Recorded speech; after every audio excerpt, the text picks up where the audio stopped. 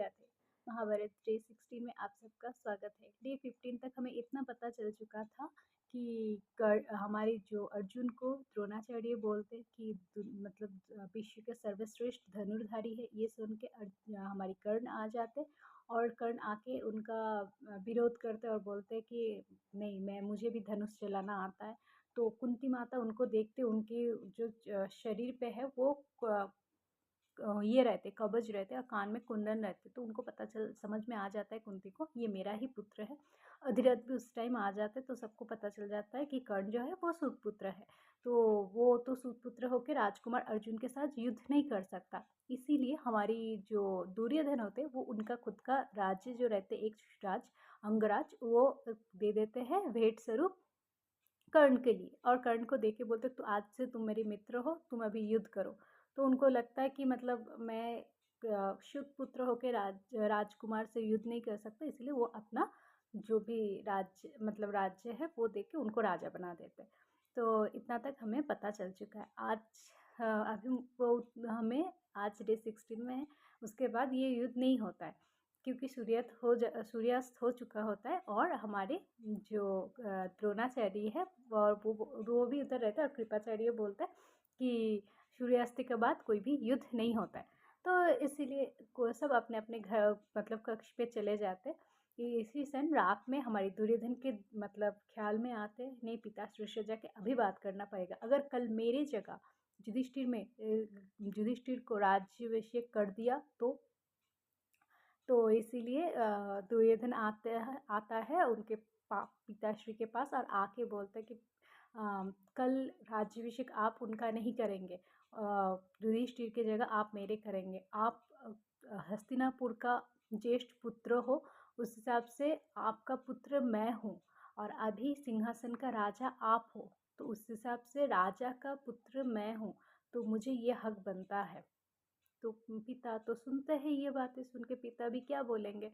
पिता को भी मतलब वो पुत्र का जो मोह है, पुत्र का प्यार है, ऐसे लगता है पुत्र जो बोल रहा है सब सही बोल रहा है। गांधारी उस टाइम पे उनको बोलते कि नहीं, हाँ तुम्हारे पिता का ज्येष्ठ पुत्र हो, बट हस्तिनापुर का सिंहासन का जो ज्येष्ठ पुत्र है उस हिसाब से हमारे युधिष्ठिर होते, तो उस हिसाब से युधिष्ठिर को ही ये हक मिलना चाहिए। तो बोलते हैं आप तो मेरी किस्मत में आप लोग तो अंधे ही लिख दिए हो।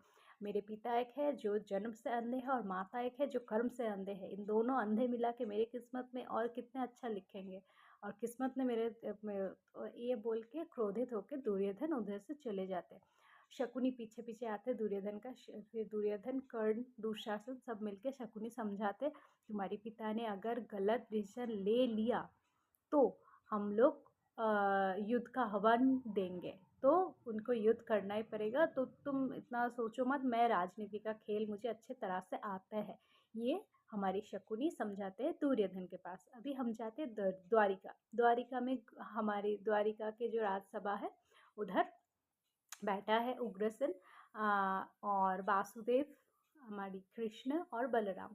तो गुप्तचर आते हैं, गुप्तचर को बोलते हैं क्या मतलब समाचार लेके आए हो। गुप्तचर तब बोलते हैं कि बहुत ही बुरा समाचार है, उधर हमारे जो राजा है हस्तिनापुर का, वो राजा चाहते उनके पुत्र राजा बने, युवराज बने, और हस्तिनापुर का सारे प्रजा चाहते हैं पांडु का जो पुत्र है यो युवराज बने। तो कृष्ण बोल रहा है ये तो बहुत ही महासंकट में आ चुका है हस्तिनापुर।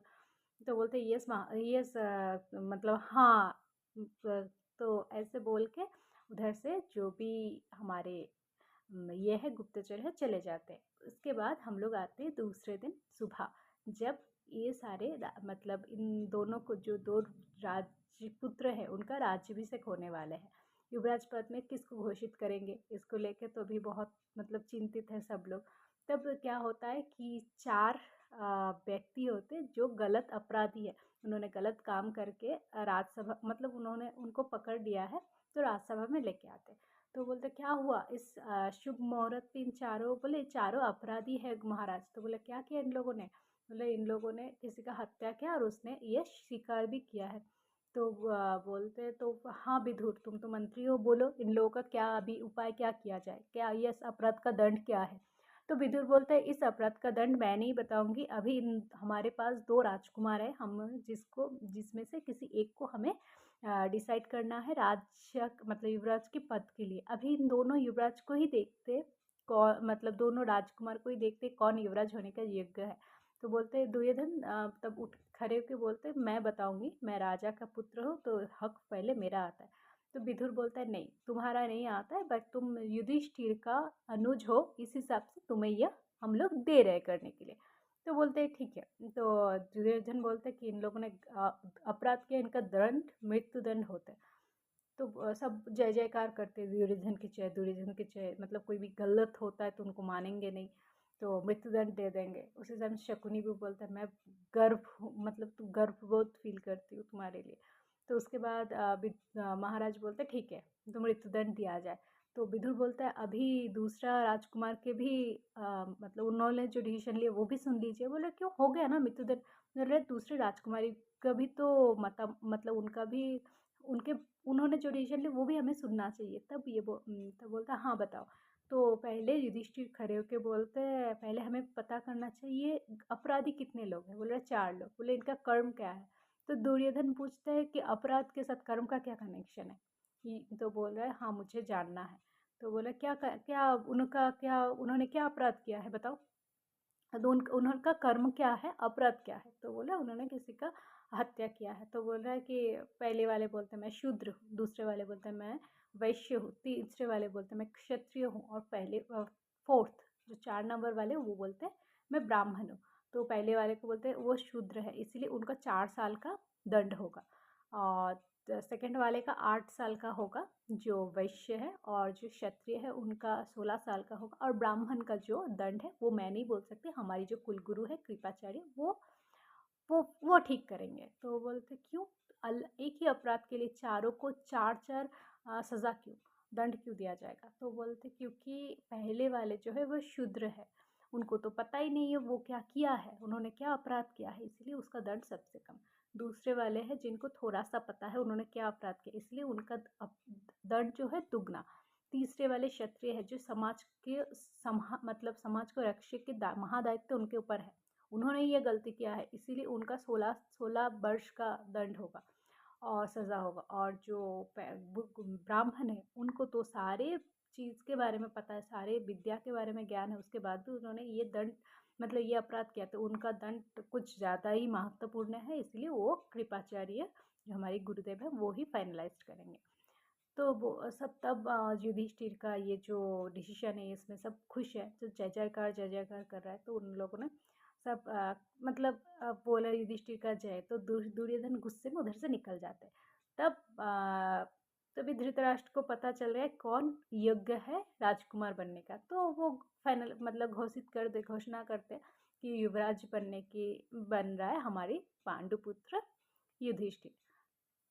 इतना तक तो हो जाते हैं। अभी जो रात में अभी इन लोगों के ऊपर गुस्से में है कौन, हमारे शकुनी, दुर्योधन, दुशासन, उनके साथ लग गया कर्ण, क्योंकि हिसाब से ये लोग हार चुका है। और हमारे जीत कौन चुका है, पांडुपुत्र। पांडुपुत्र में युधिष्ठिर, भीम, अर्जुन, नकुल, सहदेव। तो इन लोगों को तो अभी तो शकुनी मामा तो राजनीति का चाल चलने ही वाले हैं। तो उनको बोलते हैं अभी हम राजनीति का पासा खेलने वाले हैं। अभी हम लोग हस्तिनापुर और द्वारिका छोड़ के जा रहे हैं दूसरी राज्य पे, जहाँ पे एक राज्य आता है विदर्भ राज, दूसरा होता है मगध राज, तीसरा होता है छेदी राज। जो पहले वाले विदर्भ राज होता है उधर का एक राजा रहते, उनका नाम होता है भीष्म। भीष्म का ही पुत्री होती है रुक्मिणी बहुत ही खिलखिलाती एक प्यारी सी मतलब फूल जैसी एक राजकुमारी है जो विदर्भ राज्य की राजकुमारी होते हैं। अभी दूसरे में मैं आती हूँ मगध राज्य में। मगध का जो हमें पता है जरासंध है, जरासंध की 2 पुत्री रहती है, उनकी 2 पुत्री का विवाह होता है कंस के साथ। कंस को हमारी कृष्ण ने वध कर चुका, इसीलिए जरासंध का 2 पुत्री भी विधवा हो चुकी। इस हिसाब से जरासंध का सबसे बड़ा शत्रु होता है कृष्ण। अभी हम जाते हैं छेदी राज्य में। छेदी राज्य में का जो राजा रहते हैं वो रहता है उद्धव घोष। उद्धव घोष और सत्यसुबा के पुत्र होता है शिशुपाल। इन इन दोनों का, उद्धव घोष और हमारी सत्यसुबा का 4 पुत्र रहते हैं। उनमें से एक पुत्र होता है शिशुपाल। शिशुपाल सबसे बड़ा दुश्मन कौन है? कृष्ण, ये हम सबको पता है। और सत्यसुबा जो रहते हैं वो वासुदेव का बहन रहता है। तो वासुदेव का बहन होने के नाते शिशुपाल और कृष्ण दो फुफेरा भाई होता है, मतलब सत्यसुबा बुआ होता है कृष्ण का। तो वासुदेव का और एक बहन भी है जो है कुंती, हमें पता है।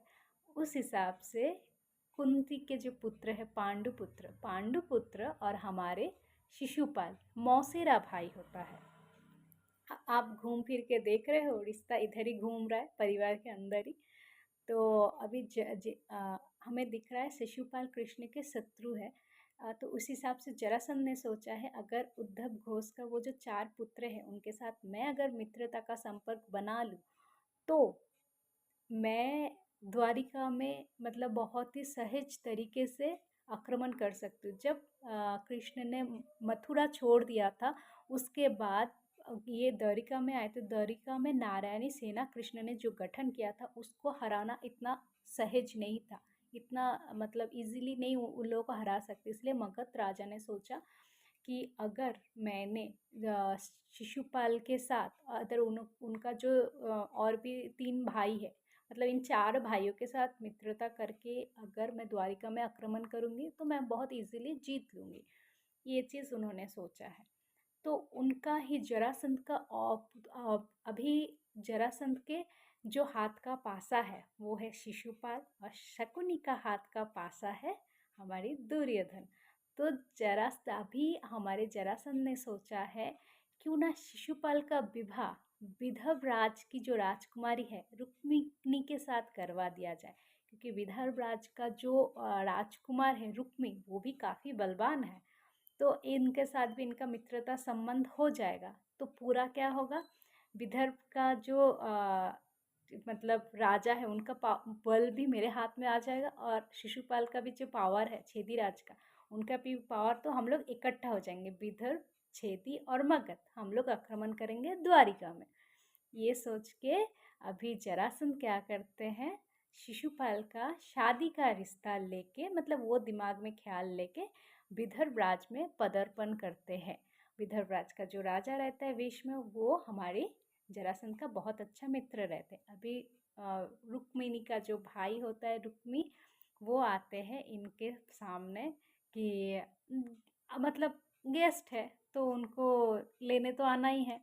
तो उनको बोल रहा है, हाँ मैं हमारी राज्य में आपका स्वागत है, स्वागत करके वो उनके राज्य में जरासंध के मतलब अतिथि सत्कार के काम पे लग चुका है। आज के लिए इतना ही, बाकी का स्टोरी नेक्स्ट डे में बताते हैं। राधे राधे, जय श्री कृष्ण।